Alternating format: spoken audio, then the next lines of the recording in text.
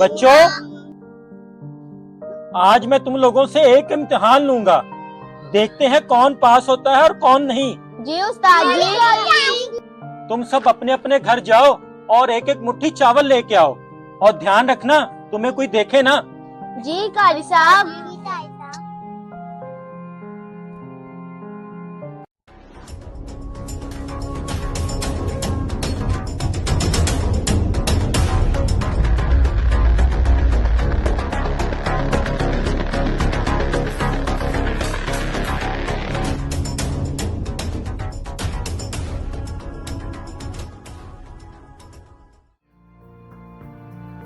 तुम्हें किसी ने देखा तो नहीं? नहीं, किसी ने नहीं देखा। तुम्हें भी किसी ने नहीं देखा? नहीं कारी साहब।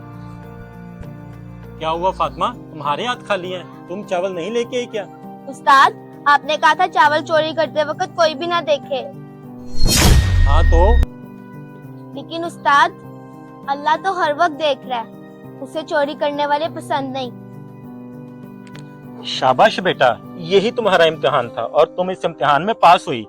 और बच्चों, हम अच्छा काम करें या बुरा, अल्लाह हमें हर वक्त देख रहा है।